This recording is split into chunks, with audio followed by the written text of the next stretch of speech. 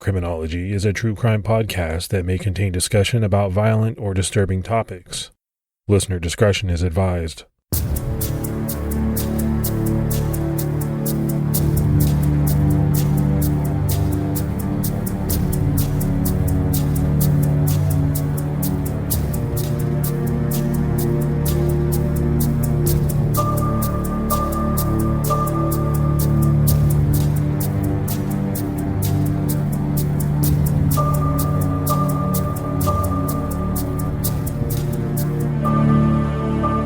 Hello, everyone, and welcome to episode 414 of the Criminology podcast. I'm Mike Ferguson.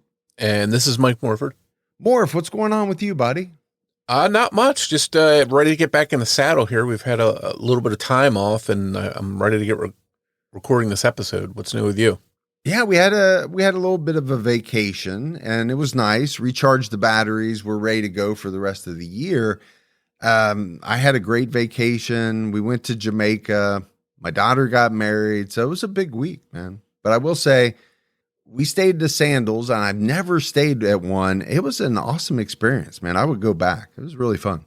Yeah, I know you were excited to go, and your daughter was excited to get married. Congratulations to her, and I'm glad you guys had fun and made it back safe. Yep, now everybody's back into the swing of things. Let's go ahead and give our Patreon shout-outs. We had some great new support from Liz and Dathan Simpson, so we very much appreciate it. Yeah, thank you so much. That support really helps us out. And for anyone else that would like to help support the show, head over to patreon.com/criminology to get started.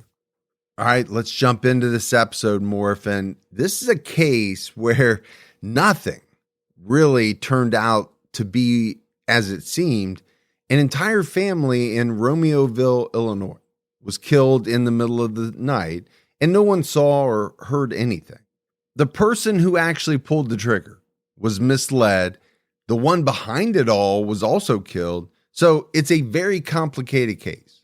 And it took investigators nearly a year to figure out exactly what happened and why. At its core, it seems like the motives here involve jealousy and anger, and it's a case that left an entire family dead. And we do have to give out a quick warning to our pet lovers.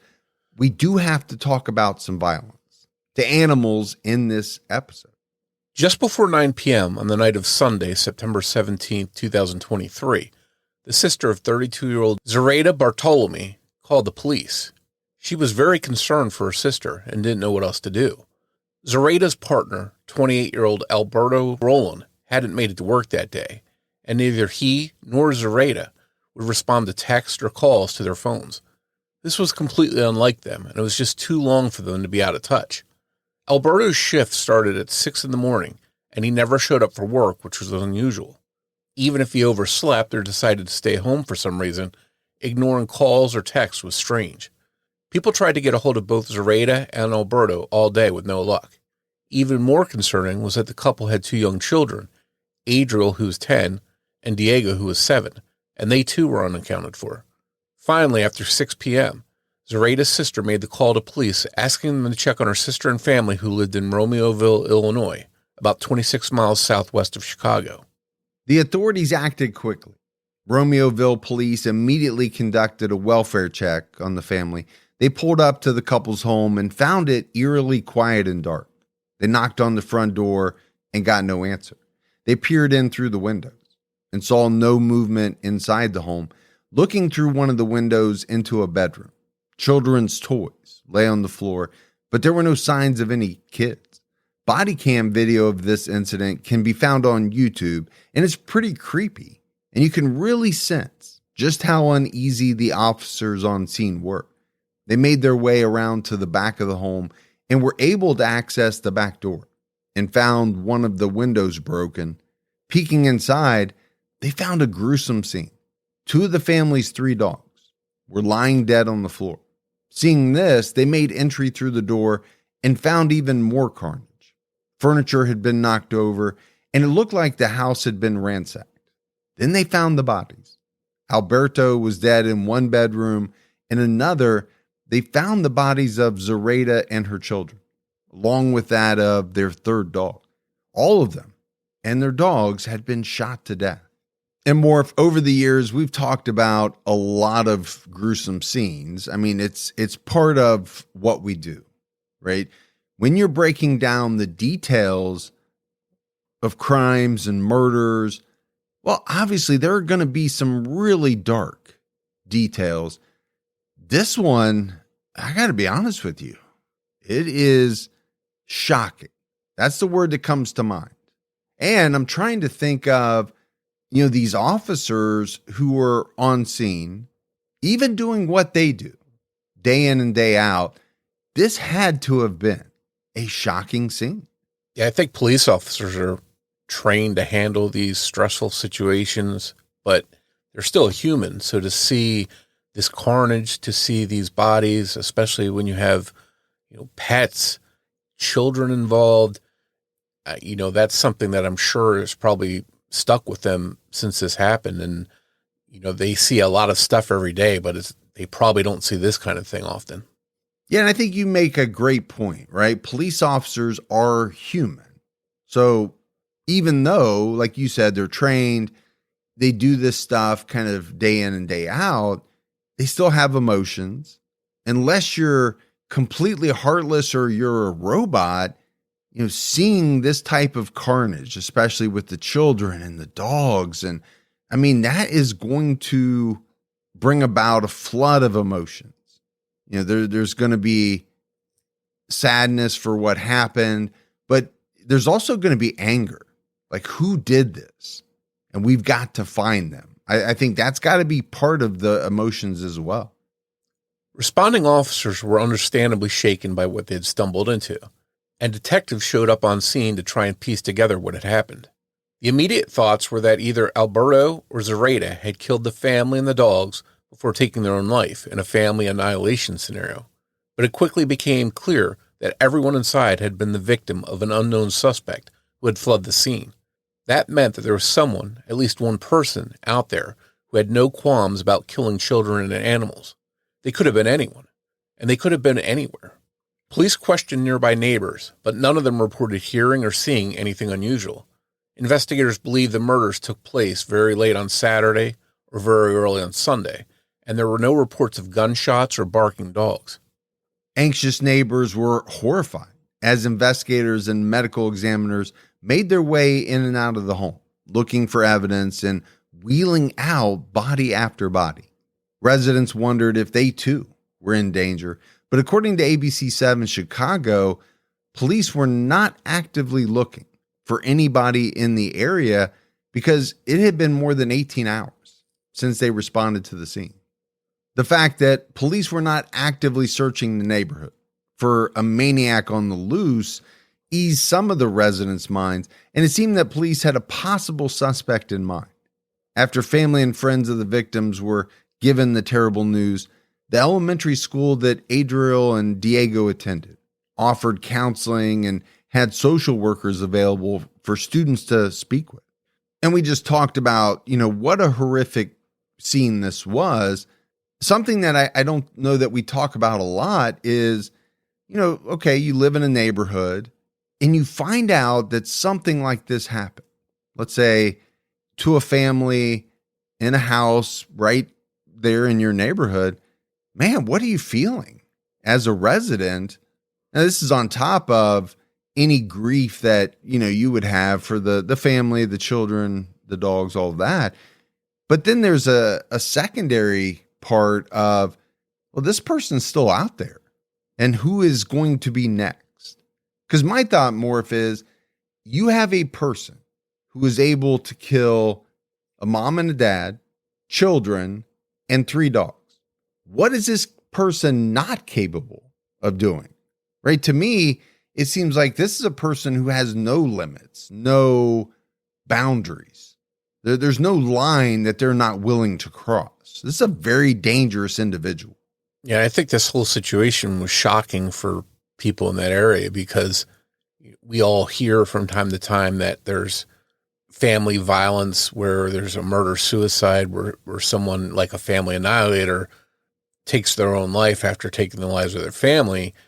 And that's bad enough. That's shocking enough. But here, this is apparently someone that has done this to this family and gotten away. So I'm thinking that the people in that area were probably very uneasy and wanted to see this person apprehended so they were safe.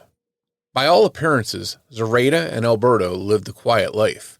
No one could think of anyone who would want to harm the family, especially not the children or the dogs. The family seemed to keep to themselves, and Zoraida and Alberto both worked a lot. Zoraida worked in quality control at a manufacturing plant, and Alberto worked for a spirits distributor. It was easy for neighbors to tell what their work schedules were because they never missed their shifts. They were reliable and predictable, quiet, and by all accounts, just a normal family. But very early on, investigators were confident these murders had been personal to someone. Chris Byrne, Romeoville's deputy chief of police, told ABC 7 Chicago, "We were able to determine that this was not a random incident." And we talked about, how anxious and worried that residents would be, right, after a situation like this. I wonder how much of what comes out from police helps kind of calm the residents, right? They're not actively searching for someone in that neighborhood. Well, my first thought is, why not? Why are you not doing that? But then it almost seems as though that helped ease the minds of some of the residents. Like, okay, they don't believe they're here. And then you hear police say they believe this was personal. So, that kind of makes you think, well, this is not just a serial killer or, someone selecting victims at random. Do I, as a neighbor or resident, have a little bit less to worry about? I mean, just, all of these things kind of play in to the fears that people have. And just me, if this happened in my neighborhood, even if it wasn't right next door, even if it was down the street away, I'd be nervous. I'd be double checking my doors at night, checking my security cameras, and I'd just be taking an extra level of precaution, even if police thought that this was, somehow focused on that family and that the rest of the neighborhood wasn't in danger. Oh, I'm right with you. I don't know if I'd be able to sleep. I might be sitting in a chair with a shotgun aimed at the front door. I mean, to me, this would be very nerve-wracking. Like, I have to protect my family. While police believe the murders were personal, some who knew the family wondered if this could have been a case of mistaken identity. The family had just moved into that home in the 500 block of Concord Avenue in April, just a few months earlier. If there was some kind of old grudge, maybe the person responsible didn't realize that their actual target had moved out. Maybe the previous owners decided to move from the house because they felt like they were in danger. Most of the online and apparently even local speculation trended toward a hit involving a cartel. This is likely due to the Goshen murders. Earlier the same year, 6 people were shot to death in the middle of the night in Goshen, California. These shocking Goshen homicides, involving victims as young as 10 months old, did turn out to be gang-related. The perpetrators were members of the Norteños gang, and some of the victims were members of the Sureños, a rival gang. Surveillance cameras captured 16-year-old Alyssa Perez carrying her son, 10-month-old Nicholas. As she ran to the locked gate in the driveway, she placed him over the fence. Before she hopped over it, picked him up, and ran into the darkness. Moments later, 2 men were in pursuit. They caught up to her quickly. In that case, it was clearly about sending a message, not eliminating witnesses. There was no threat from a 10-month-old baby. In no way the baby would have been a useful witness in any way in identifying the killers. The cruelty of killing a 10-month-old was solely to prove that no one was safe if they crossed the line. The shocking video obviously made the rounds online and stuck in people's minds. While residents in the online community were speculating, police were digging into the lives of the victims, and it didn't take long for authorities to uncover an affair leading to a potential suspect. As we've unfortunately seen so many times, affairs easily can turn deadly. Police found that Zoraida had been romantically involved with a coworker 31-year-old Nathaniel Huey Jr. The relationship had been ongoing for at least a year. Nathaniel Huey ran an illegitimate security company called Black Bear Security. It may have been a licensed business at one time, but at the time of the murders, he had no proper license for the company. Even more importantly, this should not have been his choice of career because he was not legally allowed to own or possess firearms due to his extensive criminal history. He had multiple DUIs and at least one charge of battery on his record. He had been barred from owning weapons since 2017. As we'll discuss a bit later, Nathaniel had no trouble finding guns. Police discovered that Alberto was aware that Zoraida had an affair with Nathaniel at some point. He was so angry when he found out that he slashed Nathaniel's tires. Investigators wondered whether this could have been a motive for the murders. Just after 2 p.m. on Monday, the day after the bodies were found, investigators spoke to Nathaniel Huey Jr. at the warehouse he and Zoraida both worked at in Glendale Heights.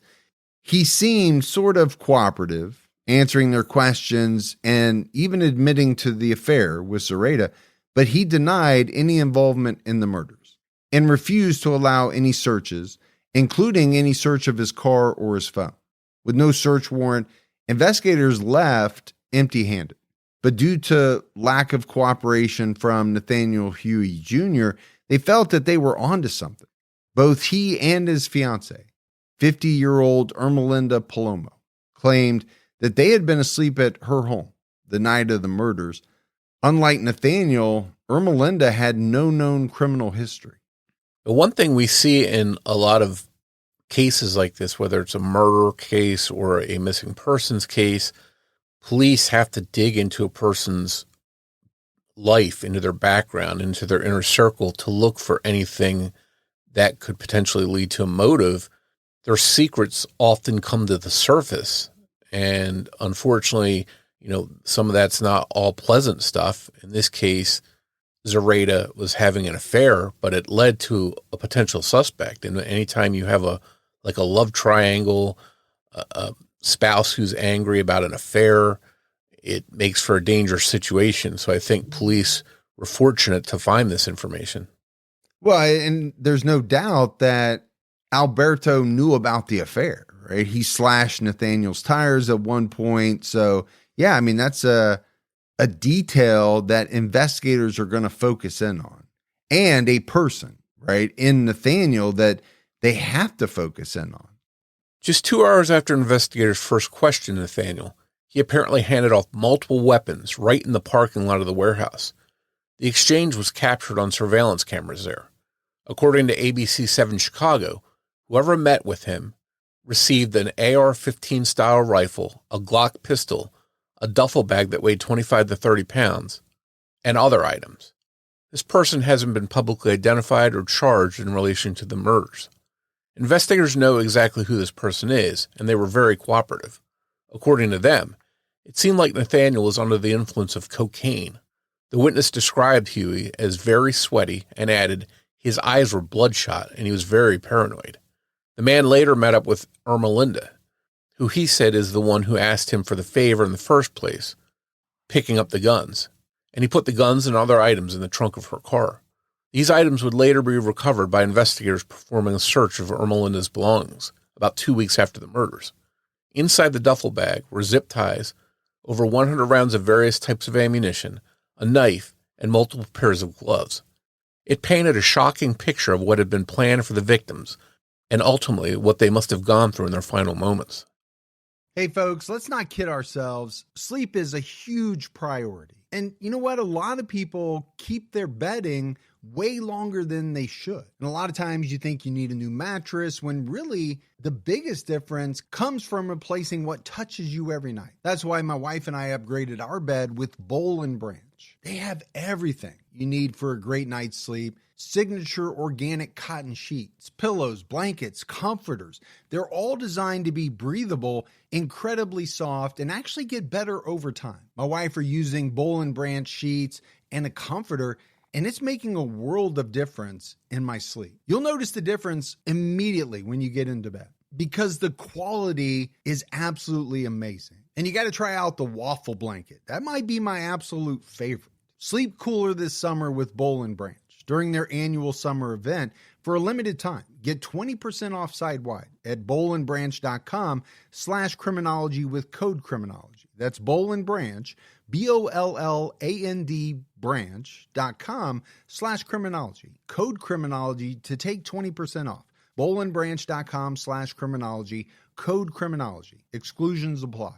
The GLP-1 pill you've been waiting for is now on Ro. Yep, it's finally here. With the same clinically proven ingredient, now in a pill, and now on Ro. It's the first FDA-approved GLP-1 pill for weight loss at the lowest price available. That's one daily GLP-1 pill for big results. Now on Ro. Go to ro.co/listen to see if you qualify.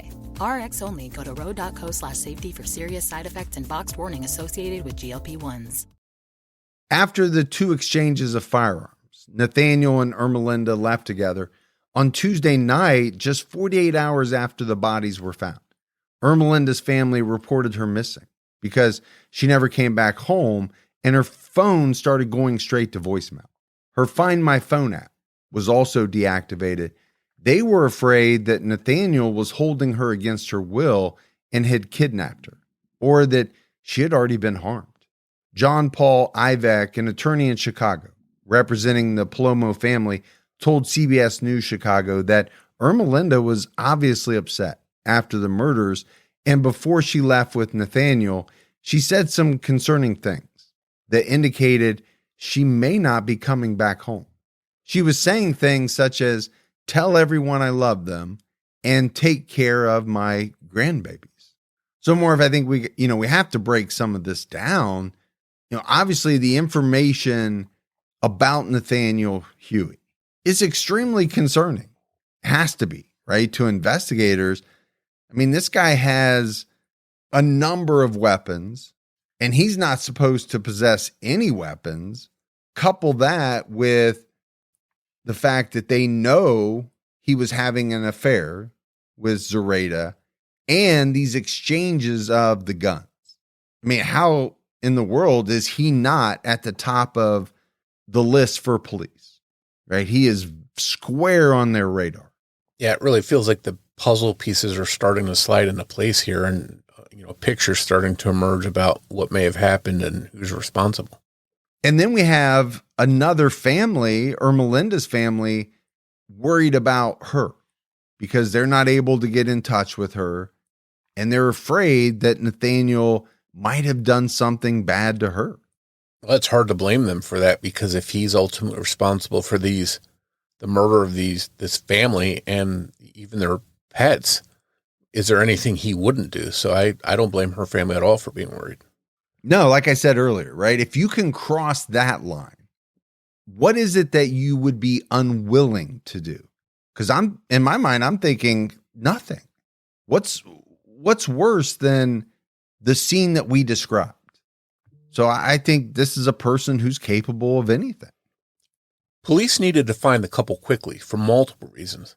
First, because Ermelinda might be in danger. The second reason was because both of them may have been involved in the murders, and if so, they were extremely dangerous. They knew that the couple had left in Nathaniel's black GMC Yukon. Authorities in Catoosa, Oklahoma, more than 600 miles away from Romeoville, were notified of the couple's presence after a flock camera flagged the couple's license plate because it was related to a potential murder suspect and a missing person. Flock cameras are very controversial and are becoming harder and harder to avoid as you go about your daily drives. For police, they're a valuable tool in helping them track down people who might otherwise get away. And Morf, I think I've said it before, at least to you. I don't know if I've said it on the podcast, but I love watching on YouTube police videos, right? The body cam videos. I just find them fascinating, interesting. And I was watching one the other day where a highway state patrolman, and I forget what state it was, they stopped someone because they thought they were carrying drugs. And it turned out they had a lot of drugs in the trunk of this car. But the trooper was describing to the individual every place they had been across the country. And they knew it at the moment they made this stop. And it was because of these types of cameras, I think. He knew exactly what time he left a certain state, where he was at this time. So, I mean, when you say that's a valuable tool for law enforcement, it is. But I get it why it's also a little bit controversial. Yeah, I watched the same kind of police videos, and I watched one not too long ago where a police officer was shot and left on the side of the road, and the person escaped, and they were able to use these flock cameras to track them to a hideout where they were holding off, trying to be taken into custody. And if it wasn't for those flock cameras, they wouldn't have found them. So, I think they definitely serve a purpose for police and can help apprehend a lot of bad people. Well, you and I talk about technology all the time. A lot of it's related to DNA and solving cases, but I still keep thinking, how are people getting away with anything these days, given the technology that's out there? The DNA, but also just the surveillance cameras in general, but also like flock cameras and things like that. The people do get away with stuff, but it seems like it would be harder and harder every year as technology advances. And that's good. We don't want the bad guys to get away. So police surveilled the couple in the Yukon with caution. The two were followed to a local Walmart where security cameras captured them shopping like any other normal couple. They seemed carefree. And according to at least one officer, and based on surveillance cameras in the store, it was clear Ermelinda was not being held against her will. They even split up while they were in the store, with Ermelinda shopping for cosmetics by herself. There was no urgency in her movements, no looking around to see if there were any good escape routes. She didn't try to get help. As the couple walked out of the store, they were even laughing together. As the couple left the Walmart, Catoosa officers initiated a traffic stop, but Nathaniel immediately took off. Officers followed and ended up engaged in a high-speed pursuit on the highway. Once again, you can find video of this on YouTube, and you can tell just how frantic the situation was. They made it only 3 miles before the SUV lost control and crashed into a center divider.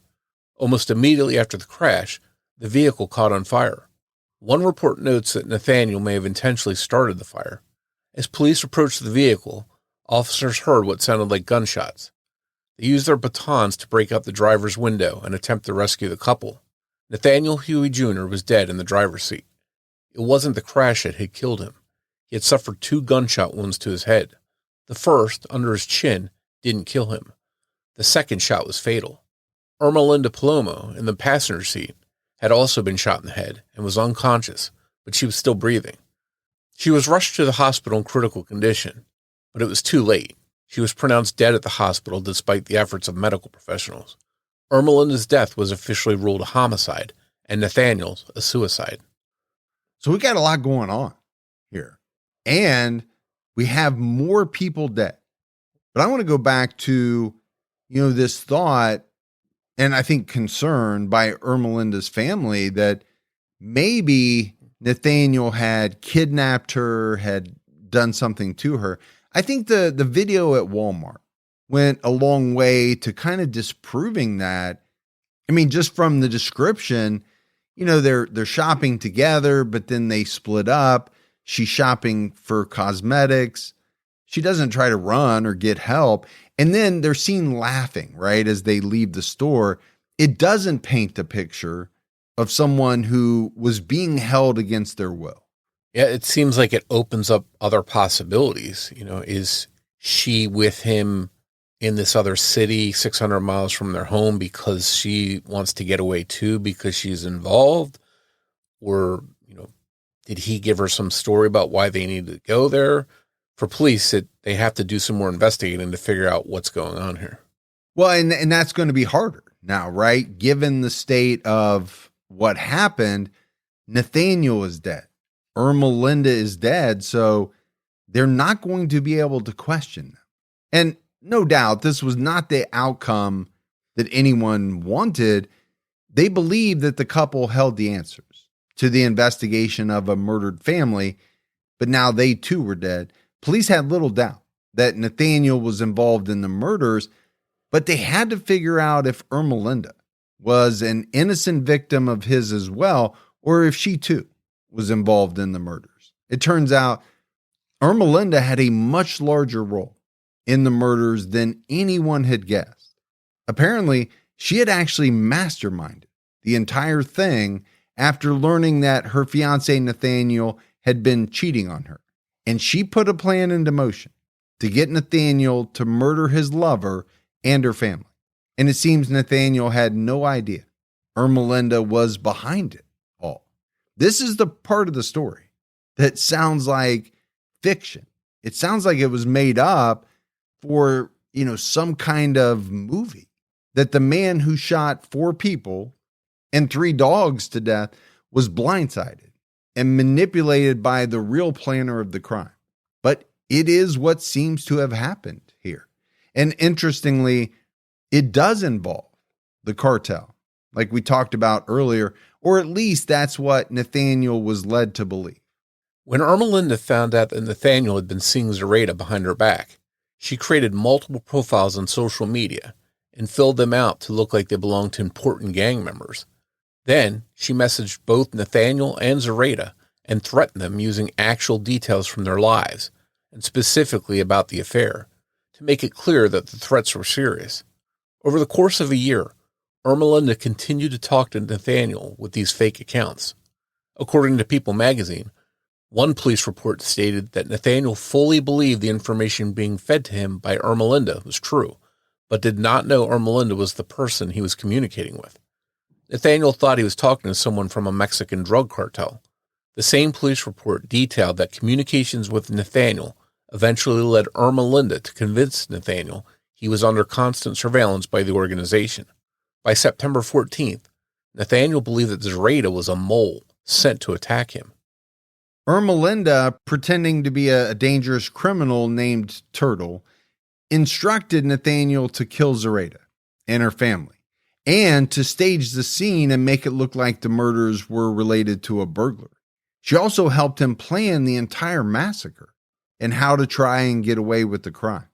At the same time, she was messaging Zoraida and even sent her one handwritten letter, warning her to stay away from Nathaniel for her own good, claiming he was a gang member and that he was dangerous.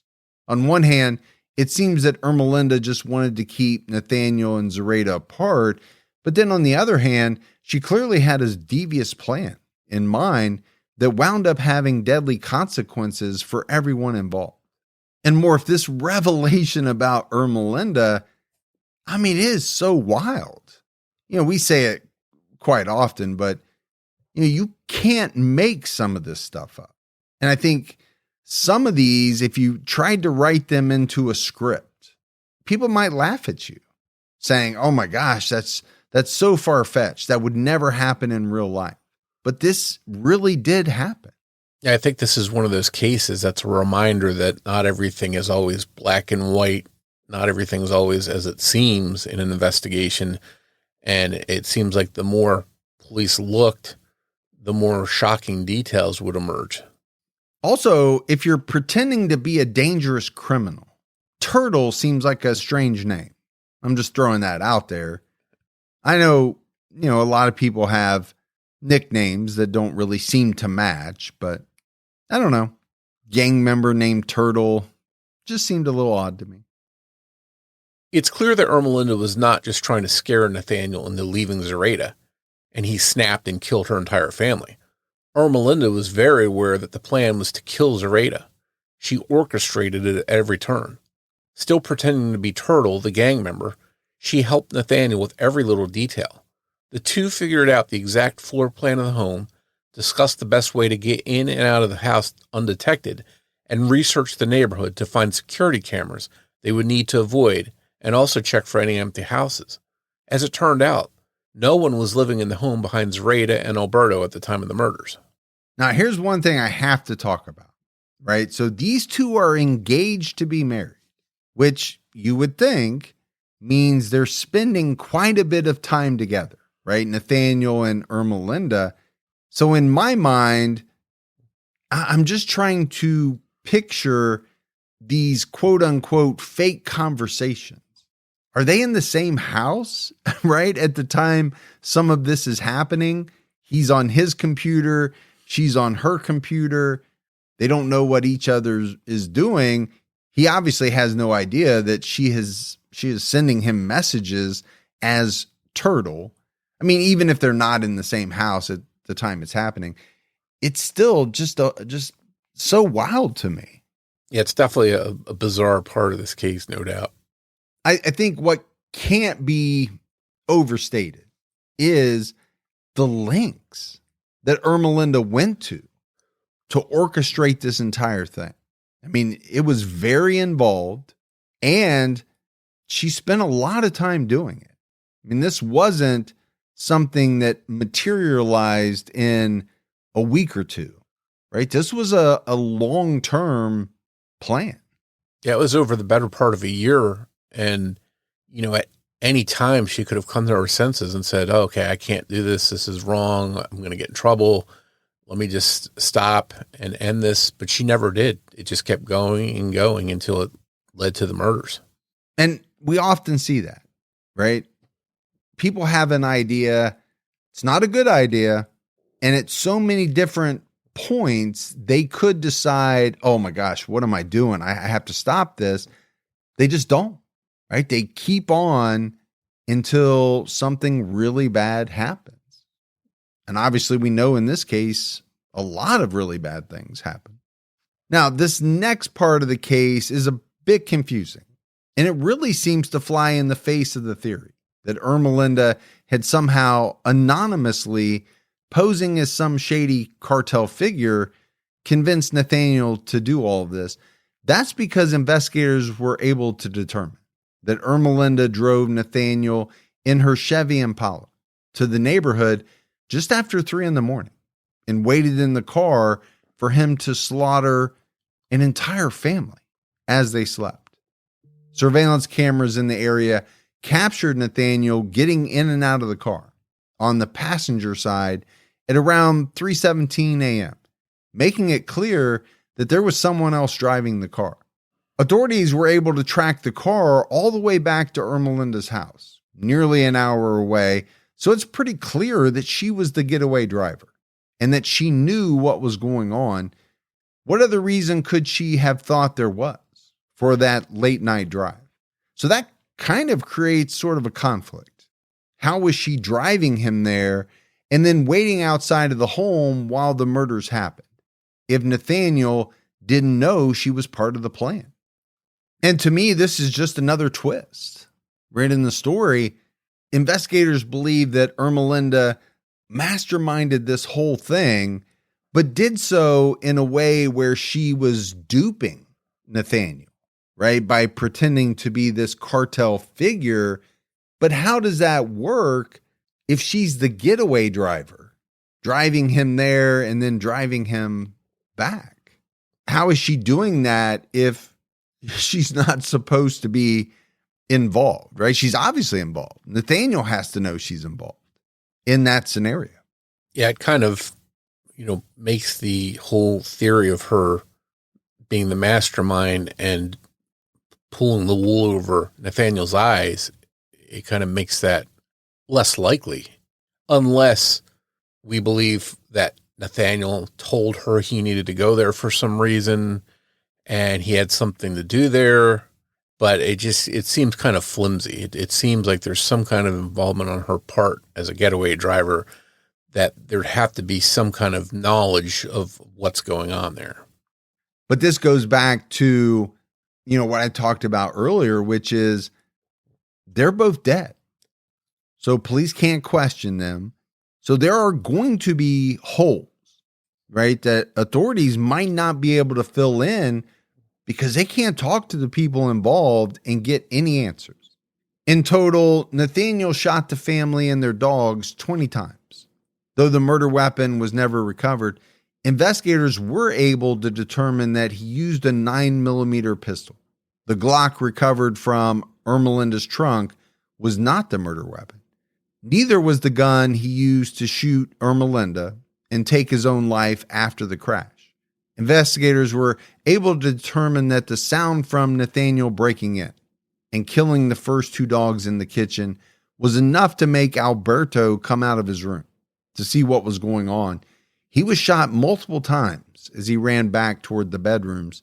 Nathaniel blindly fired, shooting Zoraida through the bedroom door at one point before actually going into the room and shooting the children and the third dog. Knowing the shots weren't precise and methodical makes it even more unbelievable that no one heard anything during the murders. Nathaniel did stage the scene to look like a burglary, but forgot to take the victim's cell phones. This is how investigators were so quickly able to find out about the affair. They just had to look in Zoraida's phone. Before fleeing, Nathaniel spray painted the walls, apparently to make it look like young teens had committed the murders. After the murders, he reportedly told his mother what he had done. There wasn't really time for her to do anything about it because he took off with Ermelinda and almost immediately ended up in that high-speed chase. The pursuit was short. There was no time for it to air live on the news and have anyone call in and report that they recognized the car or knew who was inside of it. Even then, it didn't seem like Nathaniel was willing to try any kind of negotiation or ask for any kind of forgiveness.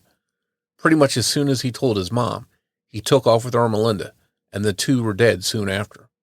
And it, to me, Morf, seems as though Nathaniel maybe had it in his mind that if he were caught or about to be caught, if he was stopped or chased, he wasn't going to give himself up and he wasn't going to go to jail.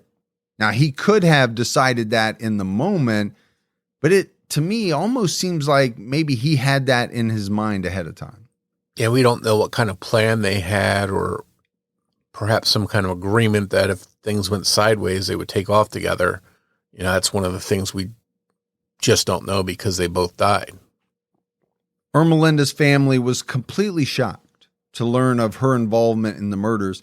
From their perspective, not knowing what Ermelinda knew, everything was fine until Nathaniel showed up, and then Ermelinda seemed really upset and said some things that sounded oddly fine, and then they were gone.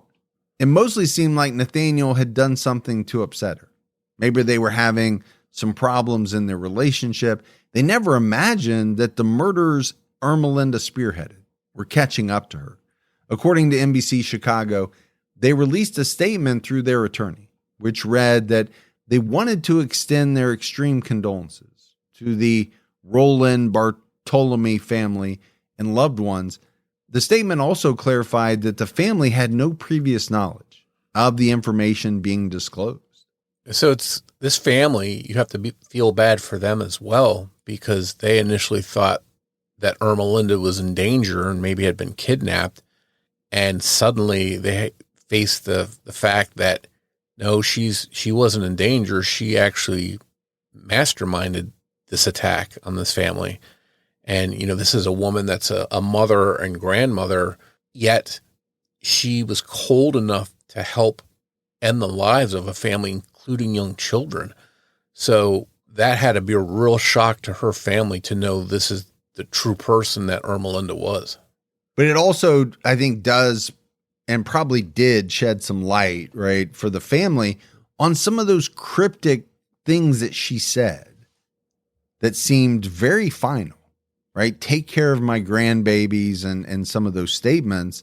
Well, now they probably know why she said those things.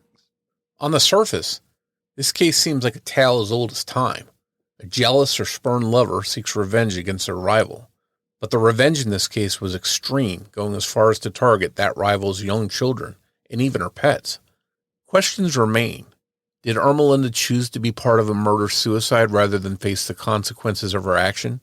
Or did Nathaniel suddenly kill her with no warning?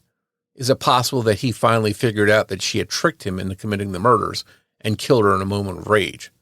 At least one officer believed that Nathaniel died without ever realizing that Ermelinda was a notorious and fictitious gang member that convinced him to kill. We'll never know what they said to each other in their final moments. But when they were at Walmart, everything seemed fine. Perhaps just before they crashed, Ermelinda admitted to Nathaniel that she was the one who had manipulated him.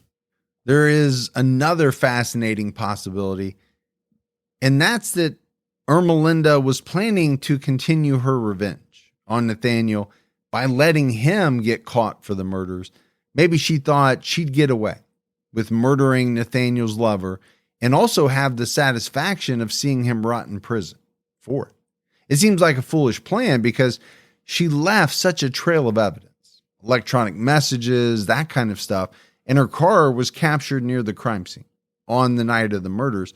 But as we always mention, sometimes the people who commit these crimes often think they have this ingenious plan when they really don't. They make mistakes. And Ermelinda clearly made some. It's not clear why Nathaniel and Ermelinda chose Oklahoma to flee to. They also left behind family. Both had children. While Nathaniel hadn't seen his children in over a year, family seemed very important to Ermelinda. Her daughter, Christina Espinoza, told the Daily Mail, "I honestly feel she left to protect her family." She called Nathaniel a very dangerous man and a huge manipulator, and also noted that he had changed over the past few months and started becoming suspicious and pushing everyone away. In the end, the investigation found that only Ermelinda and Nathaniel were responsible for the murders. No gang members, no organized crime, nothing. After their deaths, the case was officially closed. There would be no justice for the murdered family. Brant Romadka, Romeoville's chief of police, told ABC7 Chicago. Although finalized, the finality of this case, unfortunately, does not mean closure. For so many continuing to grieve, the fact that everyone, even the suspects in this case, ended up dead really demonstrates just how senseless this all was. Whatever Ermelinda may have gained from this, it was short-lived. Now her family, too, is dealing with the loss. Some people online seem to have had sympathy for Ermelinda, thinking that she must have been deeply hurt and it caused her to go down this road. Others have no pity at all for her and think that she's just as guilty as Nathaniel, even though she didn't pull the trigger. Some people to this day doubt the entire premise of Nathaniel really not knowing who was directing him, since it seems clear that Ermelinda went to the scene with him and dropped him off while she circled the block. Some people believe that Nathaniel and Ermelinda came up with the fake anonymous cartel threat together as a potential defense, saying that they felt their lives were in danger. Because as the story went, Nathaniel supposedly didn't know who was forcing him to do this. Yet he's in Ermelinda's car outside the crime scene, and he's getting out of the passenger's side while someone else drives. If it wasn't Ermelinda driving, then who was it? It's one of the frustrating parts of this case, that there will never likely be full answers, and there will never be justice. This is truly a case where there's no good news anywhere to be found. And so as we wrap up this case, Morf, I think that last sentence is definitely true, right? There's no good news to be found. And those are tough. It's also tough when, the people involved who are thought to be involved die before they can be questioned by police because, we are left with a number of questions. But I want to focus in on this whole story of, Ermelinda's ruse and, directing Nathaniel by pretending to be a cartel member. I just think that kind of crumbles when, it's her car that is used to drop Nathaniel off. It circles around the block. It picks him up after the murders and drives back home. It's just, to me, kind of hard to believe that she's not at the wheel. And therefore, this whole, cartel premise is, as you said, just kind of a scheme to be used later in case of emergency, right? If they're caught or they're found out. This might be something they can use to justify what they did. Yeah, it's speculation on our part, but, if police determine they were involved, or at least Nathaniel was involved, then he has this cover story of this mystery person that was threatening him and his family, and that's why he had to do it. So maybe he thought he would get off altogether, or his punishment wouldn't be as harsh.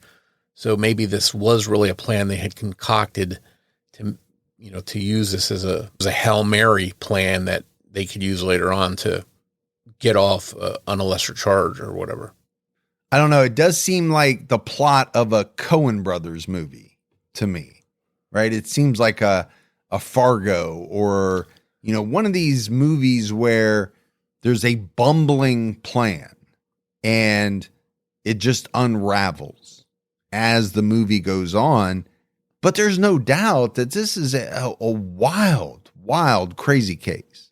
But at the heart of it, and I think the thing that, we don't want to lose sight of is, this family was massacred. A husband, a wife, a mom, a dad, children, 3 dogs. I mean, this was a very, very brutal set of murders. And for what?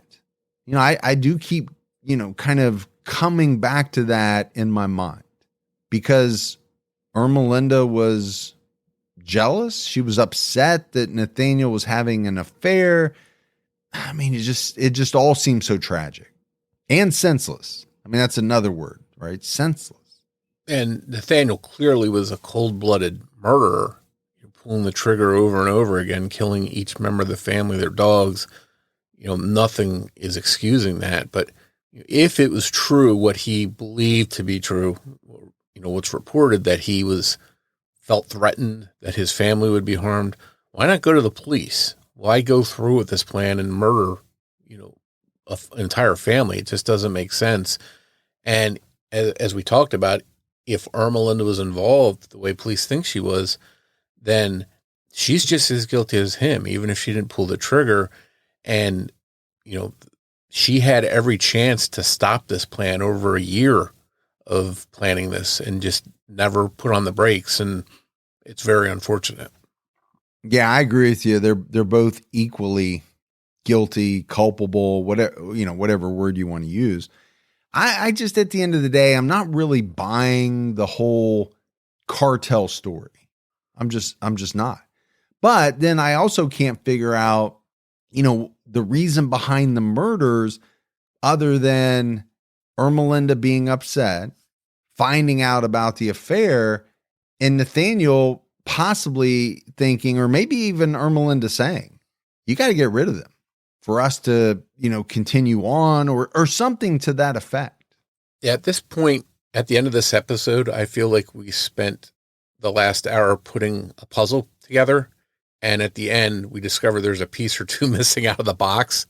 And I think that piece or two is the information that Nathaniel and Ermelinda would be able to provide if they were alive. But unfortunately, they're not. So we're never going to have a complete picture of what happened in this case.